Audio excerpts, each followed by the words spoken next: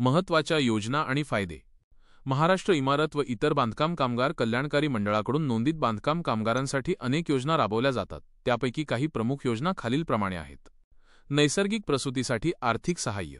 नोंदीत स्त्री कामगारांना किंवा नोंदीत पुरुष कामगारांच्या पत्नीस 2 जीवित अपत्यांपर्यंत नैसर्गिक प्रसूतीसाठी 15,000 रुपये आणि शस्त्रक्रियेद्वारे प्रसूतीसाठी 20,000 रुपये आर्थिक सहाय्य मिळते. शैक्षणिक आर्थिक सहाय्य.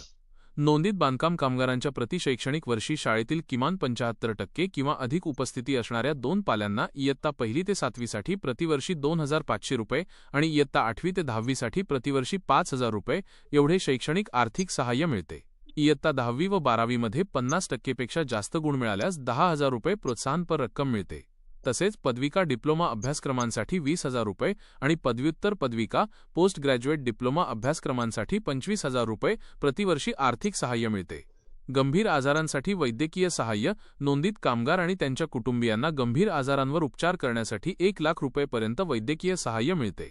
अपंगत्व सहाय्य. 75% किंवा त्याहून अधिक कायमस्वरूपी अपंगत्व आल्यास नोंदीत कामगाराला 2 लाख रुपये आर्थिक सहाय्य मिळते. निवृत्तीवेतन योजना. वयाची 60 वर्षे पूर्ण झालेल्या आणि मंडळाकडे सलग किमान 10 वर्षे नोंदीत असलेल्या सर्व बांधकाम कामगारांना निवृत्ती वेतन मिळते. अटल बांधकाम कामगार आवास योजना.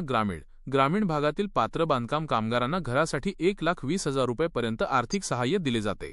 तसेच मनरेगा अंतर्गत 90 दिवसांचा रोजगार देखील दिला जातो. सुरक्षा किट आणि आवश्यक वस्तूंचे वाटप. कामगारांना कामाच्या ठिकाणी आवश्यक असलेले सुरक्षा साहित्य उदा. हेल्मेट, सेफ्टी शूज आणि घरगुती वापरासाठी आवश्यक वस्तूंचे वाटप केले जाते. विवाह सहाय्य योजना.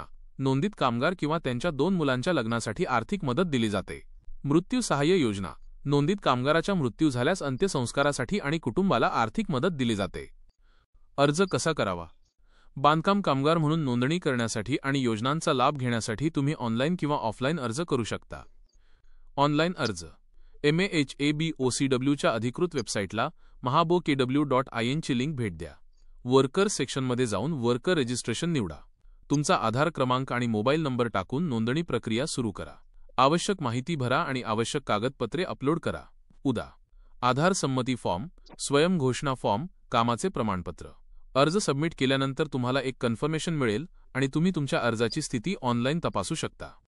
2. ऑफलाईन अर्ज. MAHABOCW च्या वेबसाईटवरून किंवा कामगार विभागाच्या कार्यालयातून फॉर्म V कामगार नोंदणी फॉर्म डाउनलोड करा किंवा मिळवा. फॉर्ममध्ये सर्व आवश्यक माहिती भरा. उदा. नाव, आधार क्रमांक, पत्ता, बँक तपशील, कामाचा अनुभव, आधार कार्ड, रहिवासी पुरावा आणि पासपोर्ट आकाराचे फोटो यांसारख्या आवश्यक कागदपत्रांच्या प्रती जोडा.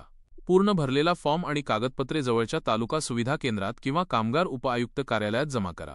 अर्ज शुल्क भरा असल्यास कागदपत्रांची पडताळणी झाल्यानंतर तुमचा अर्ज मंजूर केला जाईल आणि तुम्हाला कामगार कार्ड मिळेल.